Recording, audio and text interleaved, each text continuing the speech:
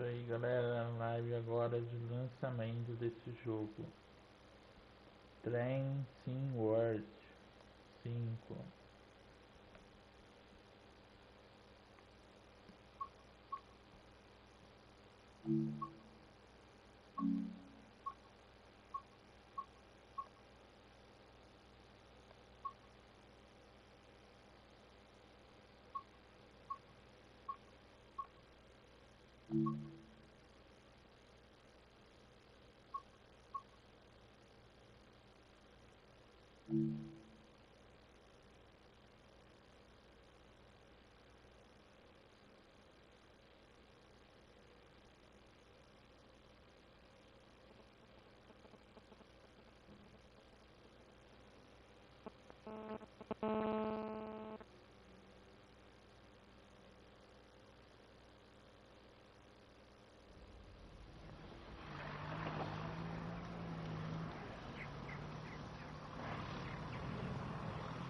Embarking on a new career is always exciting.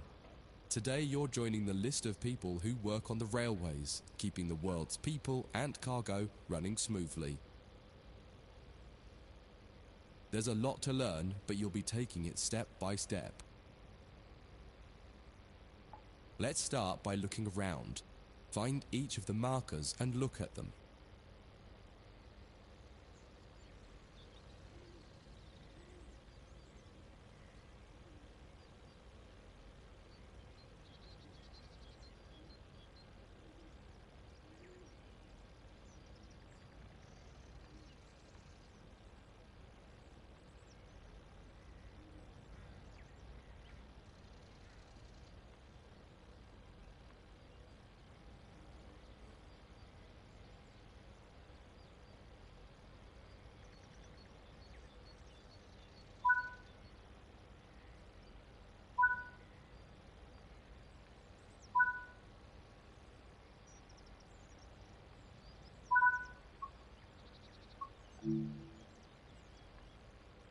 Before you get to the trains, take a quick tour of the facility here and learn the basics of moving around on foot.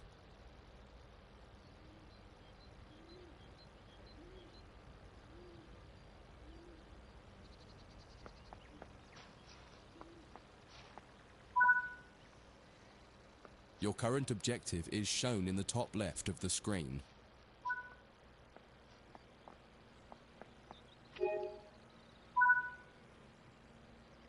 You've just been awarded some action points. These are displayed in the top right corner of the screen and count towards your overall experience level for the game. This is one of the many route tasks you can discover. Keep an eye out for other tasks that will ask you to place, collect, or fix a variety of things. Head into the main building to continue your induction.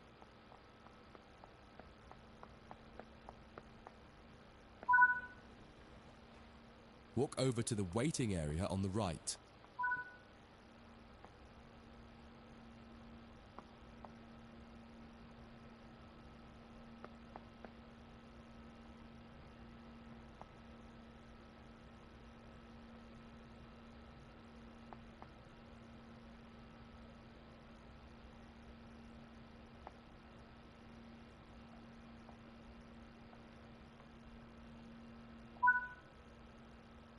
You can pause at any point to review objectives and a lot of other information about what's happening at the moment. Try it now and then return to the game after you've had a look round.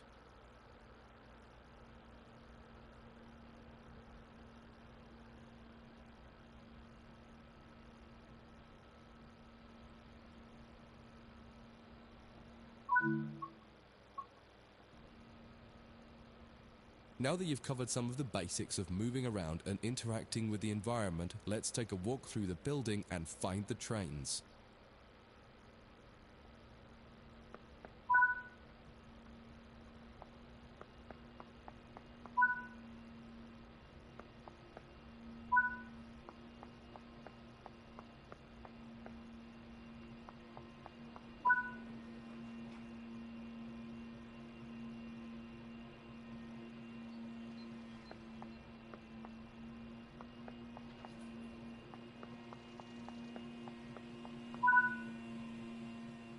This is Central Square. From here you can explore the main training centre depot and surrounding yards. Your journey operating trains is just getting started here at the training centre.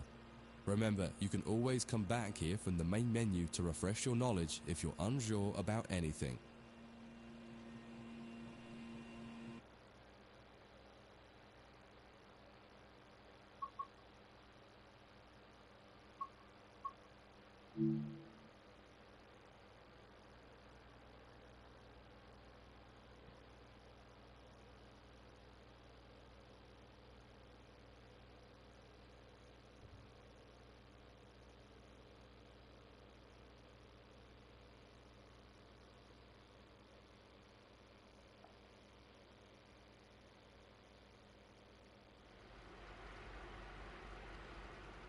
In this training module, you'll learn about the on-screen overlay known as the heads-up display, or HUD.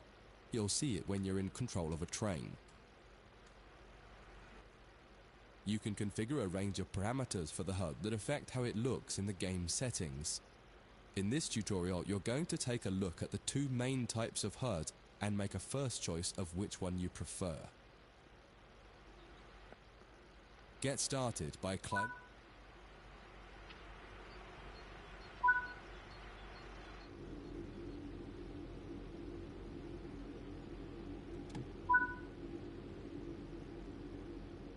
Welcome to the most important seat in the train. Before you can start learning how to make the train move, you're going to need to understand what the HUD is telling you. There are three types of HUD. The one you're seeing now is the normal HUD. You'll learn that first, and then take a look at the minimal HUD next. There is also a simple HUD, which is essentially a cut-down version of the normal HUD. The HUD is a guide to show you what the train is doing, how you're doing, and what your next objectives are. You can tune what's shown here using the game settings. The main part of the normal HUD is the speed display in the bottom right. Your current speed is indicated by a white bar that will appear on the outside of the speedometer, and there is a red mark that indicates the maximum permitted speed. This is the direction display. An arrow will indicate the forward, reverse, and neutral directions. A cross, or X, means the reverser is currently either not inserted or in the off position. This is the power display. A number will indicate what position the power or throttle control is in. If the display is white, it refers to power. If the display is yellow, it means powered braking or dynamic braking. If the display is red, then the throttle is currently locked out and you will need to take steps to release the lock before power can be applied. You can learn about troubleshooting elsewhere in Training Center. These are the brake indicators. The exact one shown will vary by train and will often be visible in the train itself on the various gauges. These gauges tell you what is happening in the braking system. The most important one is the BC, or brake cylinder. In most trains, when this reads 0, that means the brakes are released. Anything else, and the brakes are applied. In the top right is the track monitor. This shows you the line ahead and allows you to see all the signals and speed limit changes that you're approaching. By default, the track monitor shows the signals with their actual red, yellow, or green aspect. But when you get more confident, you can hide this information via an option in the game settings. As you accelerate, the track monitor will extend its look-ahead distance so you can see much further ahead at higher speeds. This is all done automatically. Now that you're familiar with the normal HUD, it's time to take a look at the minimal HUD. You can change this via the game settings, but for this tutorial the game will change it automatically. You can see that most of the HUD is now gone. You are left with basic information in the top left corner.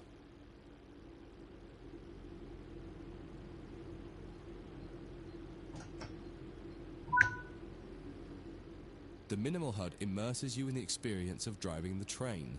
Use the train's real gauges as much as possible. In the top left corner, you will see the information about your next objective and some limited information about what the train's doing, such as your current speed, the speed limit, and the gradient. Use the game settings to add and remove information from the minimal HUD. With less information, you'll find driving more challenging, but also more immersive and rewarding. Experienced players might prefer the minimal HUD, especially when driving from the cab view. The normal HUD is ideal for newcomers or anyone who wants to drive from an external camera. You can switch HUDs in game settings. Do you want to start with the normal HUD or minimal HUD?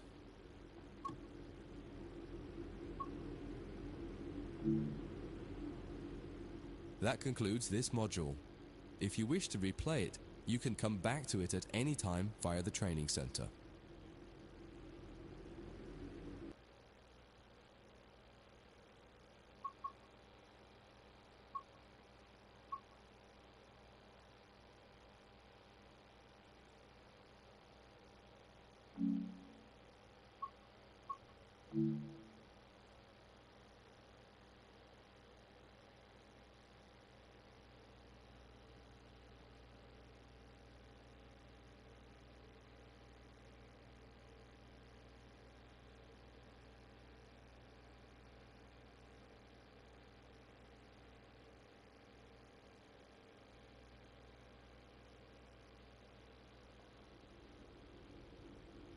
In this training module, you're going to learn how to make a train move and then bring it to a stop. For this exercise, you'll be using a British Class 323 electric multiple unit. It's a great train to get started with as the controls are quite straightforward. This module will get you used to the feel of the train and its controls. While many trains have different controls and are operated in different ways, there are basically always 3 controls that are common and are required to move the train. The reverser chooses the direction you're going to move in. It often has 4 positions: off, forward, neutral, and reverse. The brakes are used to slow or stop the train. There are potentially multiple braking systems you can find in different trains, and you can read more about that in other sections of the training center. For now, the Class 323 has a very simple braking system. The throttle controls how fast the train accelerates. In this train, the throttle and brakes are controlled by a combined power and brake handle. Moving the handle in one direction will apply power. The middle position is neutral and does nothing, and then the other range applies the brakes. You will find in some other trains that the throttle and brakes are on separate handles. Before you go any further, set the headlights for daytime running and ensure the tail lights are off.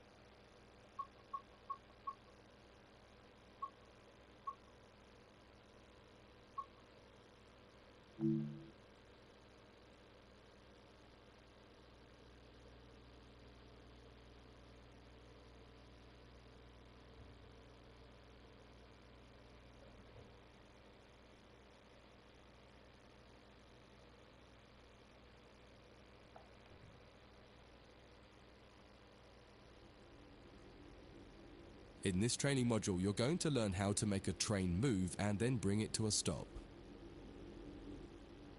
For this exercise, you'll be using a British